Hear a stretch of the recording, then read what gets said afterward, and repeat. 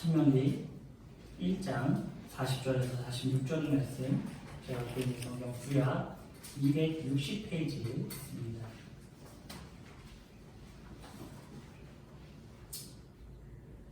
네. 1장 40절에서 46절까지의 말씀, 우리 함께 교독하시고 46절을 같이 공독하겠습니다.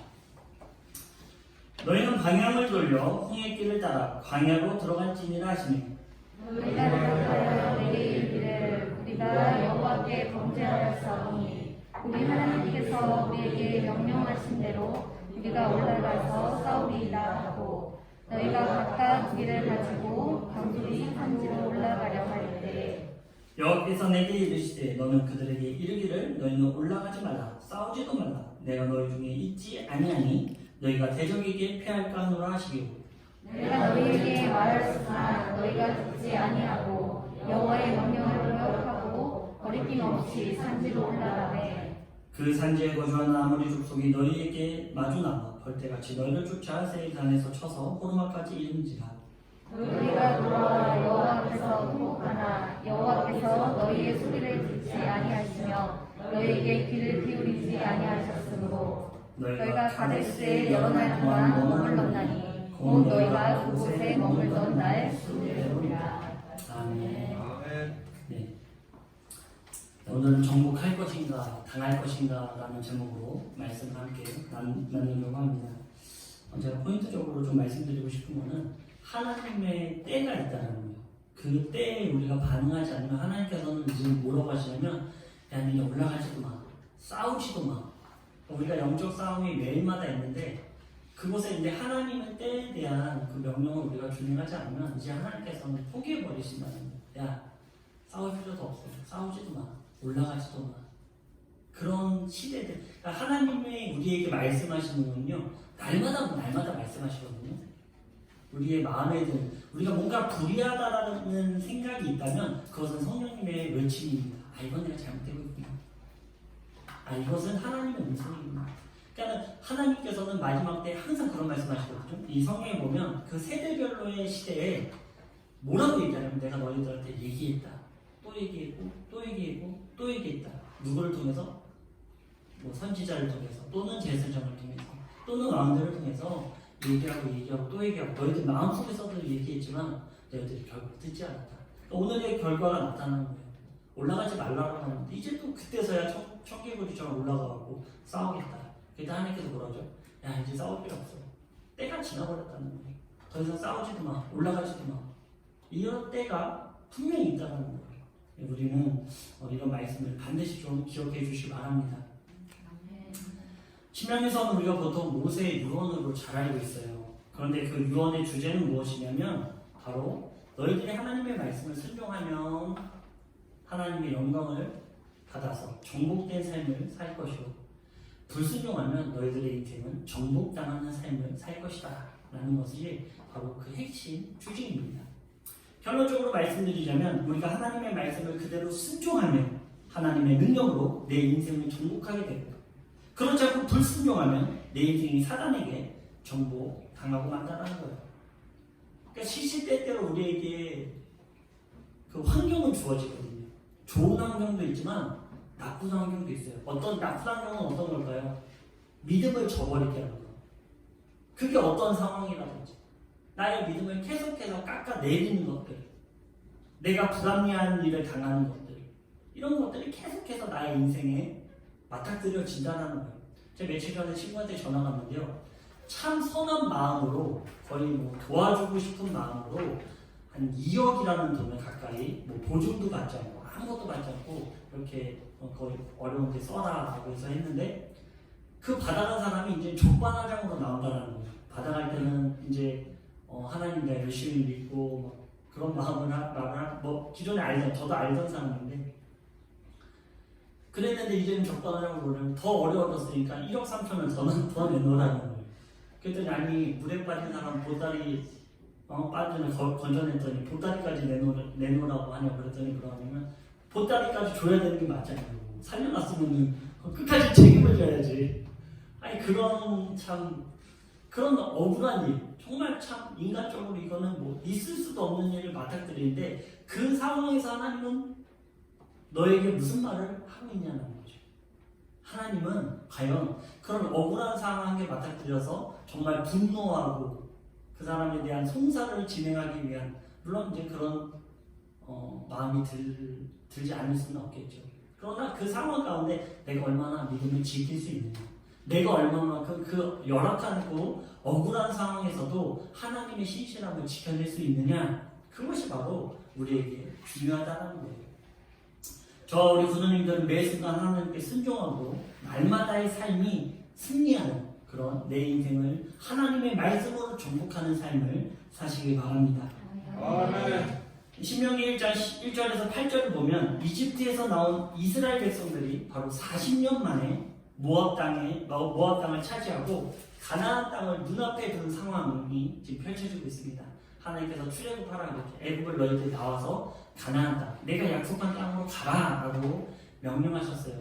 근데 여러 가지 일로 인해서 우리 군인들 잘 알다시피 40년 만에 이제 그 가나안 땅을 출애굽해서 40년이 된 그때 이제 드디어 가나안 땅을 눈앞에 두고 있는 모습이 나온 것입니다. 그러니까 태어났을 때 만약에 출애굽을 나갔다면 40세가 돼서야 이제 가나안 땅을 목도하고 있는 것이죠. 그리고 모세는 이 이스라엘 백성들에게 출애굽 당시에 하나님의 약속을 다시 한번 상기시킵니다.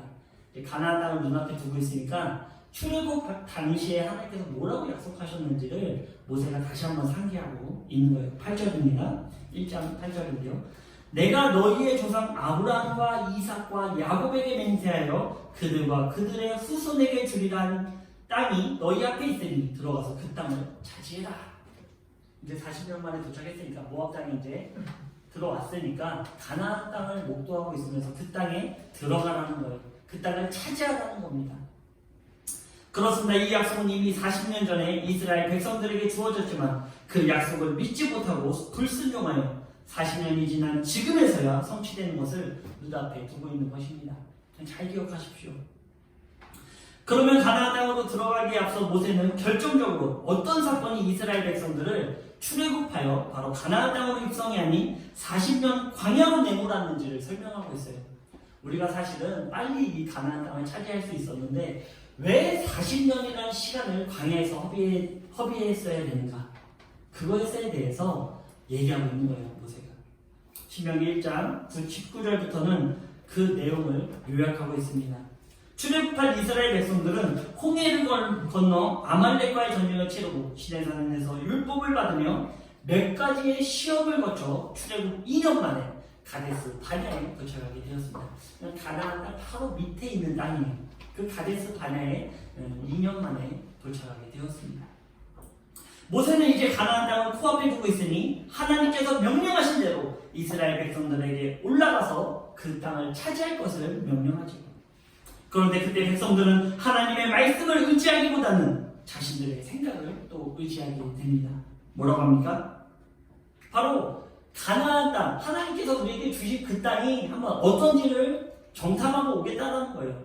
어디로 침투해야 될 것이며 그 사람들의 전투 능력이 어떠한지, 또 그 땅, 약속했던 그 땅이 과연 어떠한지를 자신들이 먼저 보겠다는 거예요. 그 얘기를 들은 모세는 좋게 여겼어요. 좋은 의미에서. 그래, 너희들이 참 그 전쟁하기 전에 준비하고 다짐하는 것은 굉장히 중요한 일이다. 그래, 갔다 와라 라고 한 것이죠.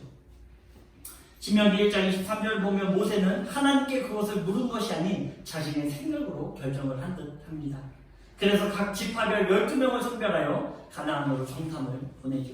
그리고 40일 만에 돌아와서 그들은 정탐 보고를 하게 됩니다. 뭐라고 합니까? 하나님 여호와께서 우리에게 주실 땅이 너무나 좋더라. 그 과실이 너무나 좋고 맛있더라. 이 얘기를 하는 거예요. 그 말을 들은 이스라엘 백성들은 어땠을까요? 너무 좋다. 그래, 하나님께서 이 땅을 우리에게 주실 줄 알았어. 이렇게 좋은 것을 우리에게 주실 줄 알았어. 라고 금방 환희에 빠지죠. 근데 그 뒤에 말이 가관입니다. 뭐라고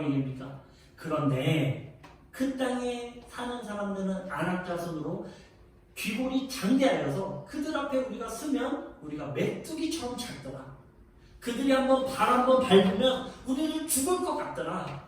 그 땅은 우리가 절대로 들어갈 수 없다. 그 땅에 들어가면 우리는 다 몰살하고 말 것이다. 그 얘기를 하는 거예요. 참 일희일비하죠. 그 약속의 말씀을 계속 지켜나가는 게 아니라 우리의 환경에 맞닥뜨리는 환경대로 자꾸 나의 마음이 일희일비하게 돼요. 그것이 우리들의 삶이에요. 누가 부인할 수 있겠습니까? 참 일희일비하는 게 우리 사람들의 모습입니다. 많은 기적과 이사를 보면서 그 길을 달려왔건만 이들의 입에서는 이런 고백이 나온 것입니다. 바로 우리들의 고백도 이와 같죠. 신명기 1장 27절입니다. 장막 중에서 원망하여 이르기를 여호와께서 우리를 미워하심으로 아모리족 속의 손에 넘겨 멸하시려고 우리를 애굽 땅에서 인도하여 내셨도다. 뭐라고 합니까? 장막 중에서 원망하는 거예요. 뭐라고 원망합니까? 여호와께서 우리를 미워하심으로 아모리족 속의 손에 넘겨 멸하시려고 한다. 하나님이 자신들을 미워해서 일부러 출애굽시켜 결국에는 아모리족 손에 죽이려고 했다는 거예요.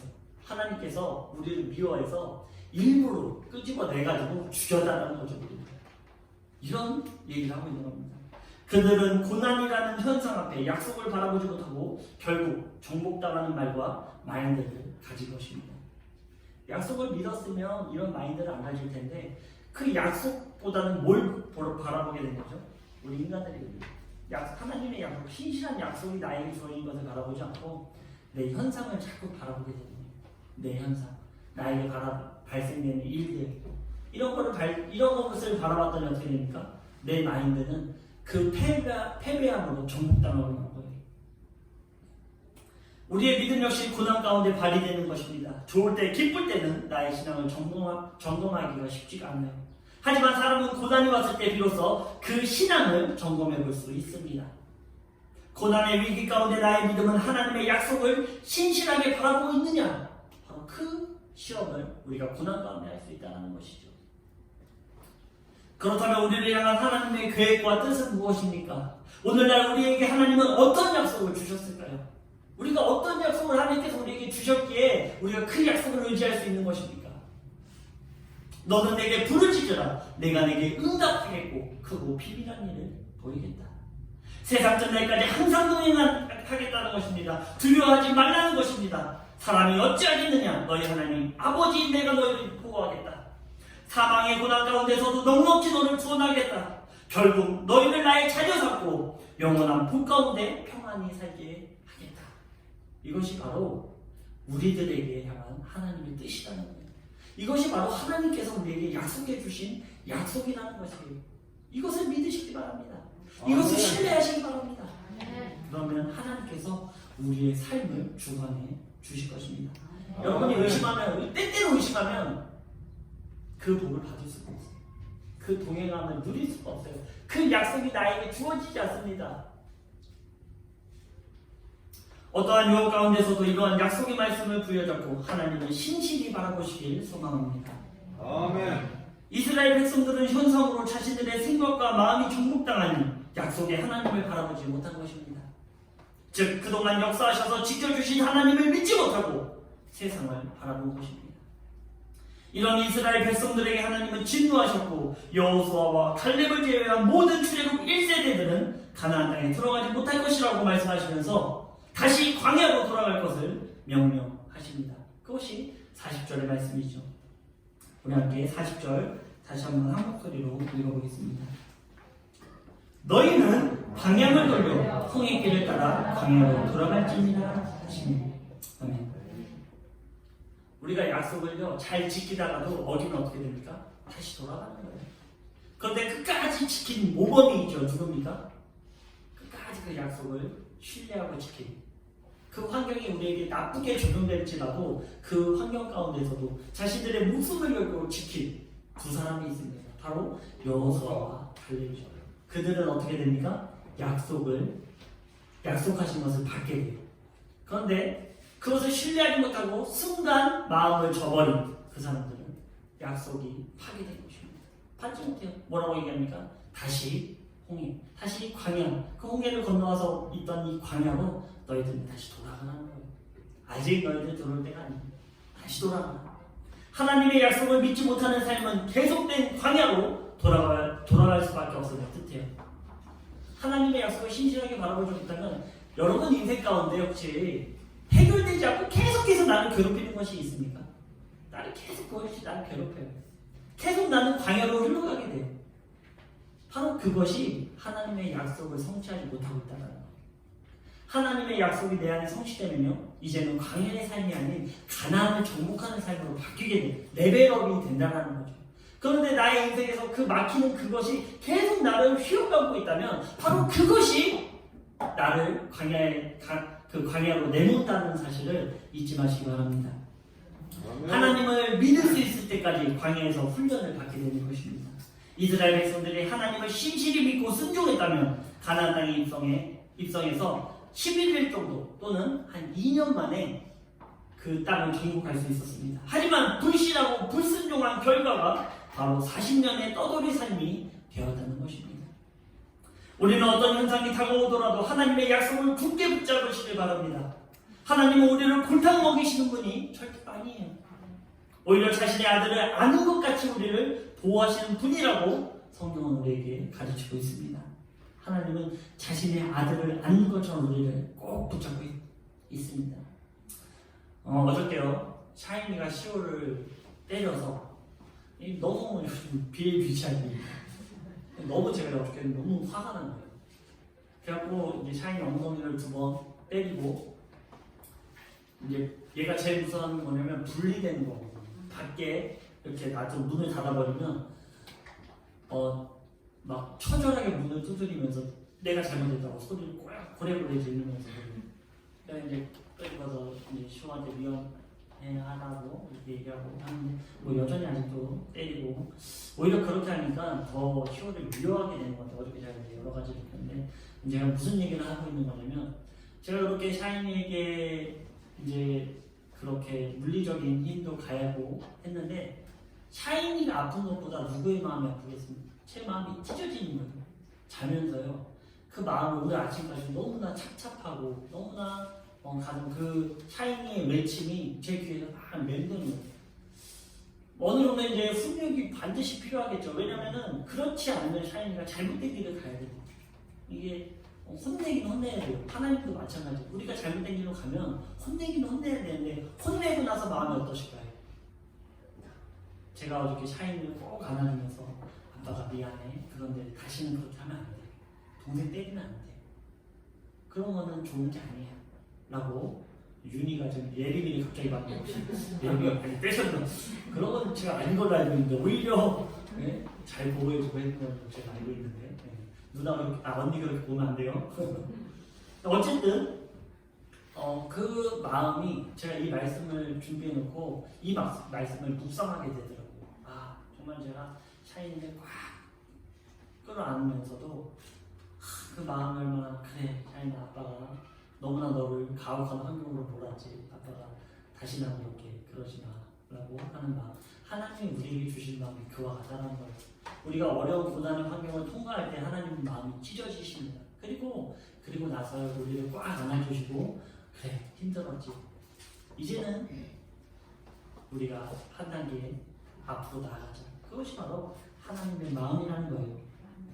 이스라엘 백성들은 하나님의 훈련이 시작되니 그때서야 자신들이 아모리 족속을 치러 올라가겠노라 말합니다. 하지만 이미 하나님의 명령은 떨어졌기에 되돌릴 수 없습니다. 그러나 이스라엘 백성들은 이것마저 무시하고 아모리 족속에게 올라가지만 참패를 당하게 되죠. 이미 물 건너간 후에도 소용이 없어요. 이미 하나님의 구원의 문이 닫힌 후에는 하나님께 나갈 수 없습니다. 성령의 일을 회방하고 나서는 다시는 구원의 길을 얻어낼 수가 없다는 거예요. 이것도 반드시 기억하시기 바랍니다. 이 마지막 때를 살아가는 우리가 반드시 기억해야 돼요. 정말 우리가 이 마음을 갖고 하나님 앞에 성령으로 충만해서 그 복음을 하나님의 복음을 사람들에게 반드시 전해주시기 바랍니다. 모세는 이러한 내용을 다음 세대에게 상기시키면서 약속을 붙잡으면 너희는 가나안 땅을 정복할 것이고 그렇지 않으면 너희들이 정복당할 것이다 라고 일깨워줍니다. 이 당부는 현재를 살아가고 있는 우리들에게도 그대로 적용됩니다. 제발 기회가 올 때 그때 그 기회를 잡으시기 바랍니다. 나중에는 믿고 싶어도 믿지 못하는 상황이 우리에게 올 것입니다. 출애굽 사건은 오늘을 살아가고 하나님의 나라를 소망하는 우리들에게 아주 중요한 메시지를 우리에게 주고 있습니다. 이거를 반드시 기억해 주시기 바랍니다. 이 말씀 이제 얼마 남지 않은 이 말씀 반드시 기억하셔서 우리 삶 속에 적용하시기 바랍니다. 예수 그리스도를 모르는 세대는 죄악이 난무하는 이집트와 같습니다. 죄악이 난무하고 기준이 없는 이집트에서의 삶과 같다는 거예요.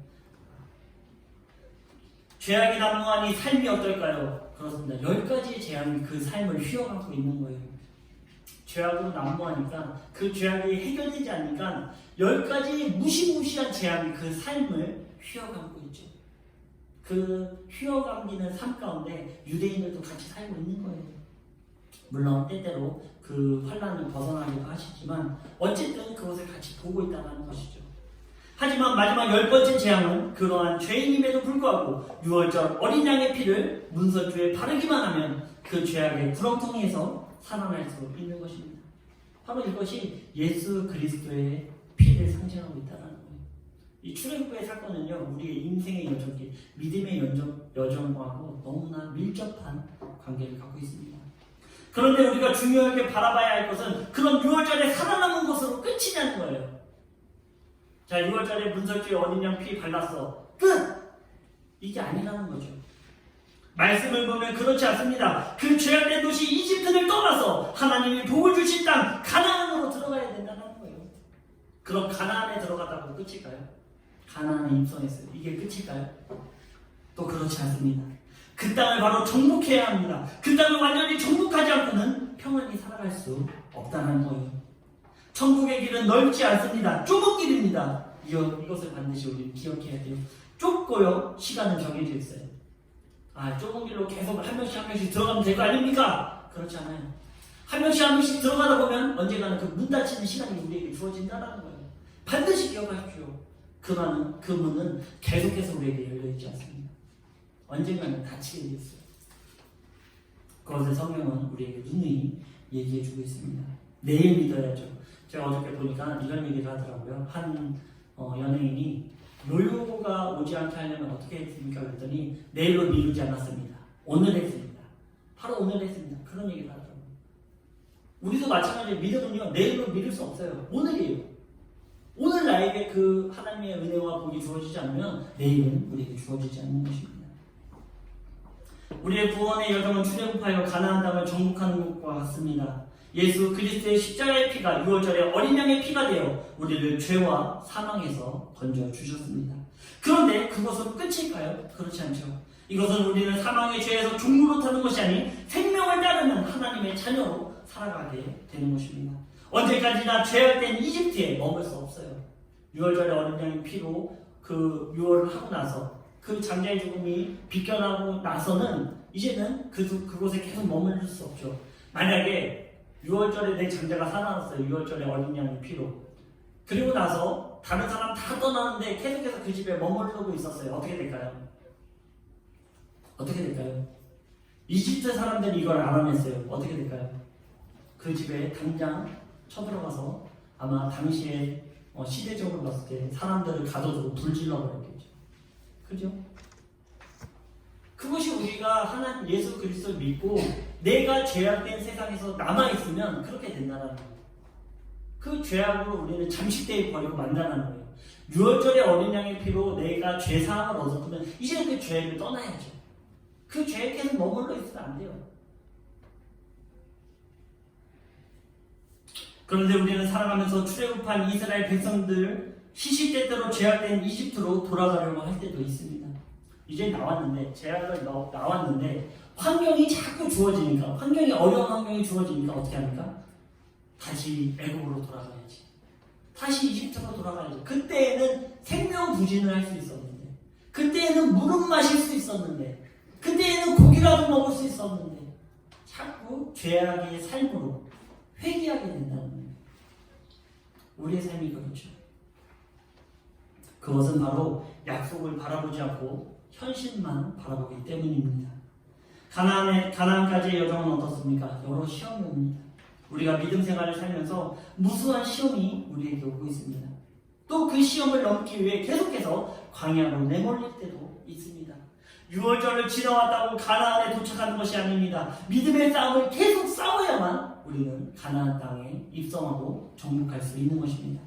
그리고 가나안 땅에 들어가야 합니다. 이것은 현실이냐 약속이냐의 시험을 반드시 넘어야 한다는 거예요. 그리고 가나안에 들어오죠. 이건 이제는 무엇이 남았습니까? 바로 그 땅을 정복해야 합니다. 우리는 끊임없이 우리의 삶 가운데 우리의 영역을 정복해 나가야 돼요. 우리의 죄악된 그 모습을 하나둘씩 정복해 나가야 됩니다. 그리고 마침내 예수 그리스도의 그때 완전한 정복이 이루어진다는 것이죠. 순종하면 이집트에서 가나안까지의 10하루의 길처럼 광야에 머무른 시간은 줄어듭니다.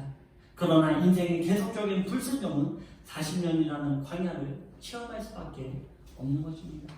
광야의 삶은 척박해요. 마실 물조차도 우리에게 자유롭게 허락되지 않는 그런 척박한 환경입니다. 우리 교우님들 왜 자꾸 그 광야, 그 척박한 광야로 돌아가려고 하십니까? 속히 하나님의 가나안 땅으로 입성하시기 바랍니다. 속히 그 땅에 나와서 그 땅을 날마다 정복해 나가시기 바랍니다. 아멘. 올해는요 정복한 게 아니에요. 지금도 정복하고 있는 것입니다. 저 사람 왜 저래? 이 사람은 왜 그래? 그 사람들은 정복하고 있기 때문에 아직 정복을 다 하지 않았기 때문에 아직도 그럴 수밖에 없어요. 그것을 이해하는 것도 그 이해하는 마음도 우리가 정복하는 거예요.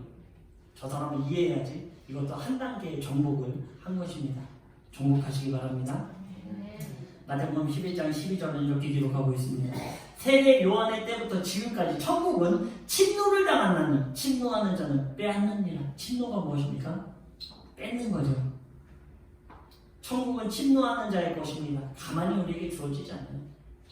가만히 내가 이 교회 예배당에 잠깐 앉았다 돌아갔다고 해서 천국이 우리에게 주어지는 것이 아닙니다. 내가 적극적으로 정복하지 않는 오히려 역으로 정복을 당하는 것이 바로 침노의 의미입니다. 전쟁이에요. 내가 승리하지 않으면 어떻게 됩니까? 패배하고 나죠. 내가 승리하지 않으면 내가 죽고 만다는 거예요.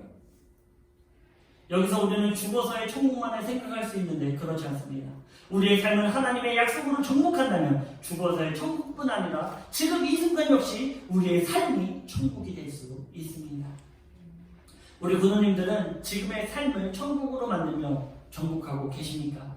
아니면 아직도 광야에서 그 삶을 정복당하고 계십니까? 이러한 질문은 오늘을 살아가는 우리들에게 반드시 필요한 질문입니다.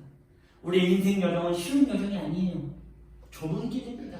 마치 광야와도 같습니다. 그러나 지금의 현상을 바라보므로 현실에 정복당하지 마시고 하나님의 영원한 약속을 바라보며 순종하여 정복하시기 주님의 이름으로 축원드립니다. 아멘. 기도하겠습니다. 능력의 하나님 아버지 감사합니다. 아버지 우리의 삶 가운데 이제 예수 그리스도로 덧입어 죄악된 그 삶에서 벗어날 수 있음을 고백합니다. 아버지 죄악으로 벗어났으면 그 자리에 계속해서 머무르고 있는 것이 아니라 속히 그 죄악된 이집트를 떠나 하나님이 약속하신 그 땅으로 돌아가기 원합니다. 우리의 삶은 힘들고 어렵습니다. 그 삶 가운데 주님께서 우리와 반드시 동행해 주신다고 약속해 주셨사오니 우리가 내 힘으로 승리하는 것이 아니라 하나님의 힘을 덧입어 넉넉히 승리하는 삶 살아갈 수 있도록 주님께서 인도하여 주시옵소서. 우리 부모님들 정말 가난한 정복의 삶 가운데 있습니다. 날마다의 삶 가운데 정복당하지 않고 정복하는 그런 인생 살아갈 수 있도록 인도하여 주시옵소서.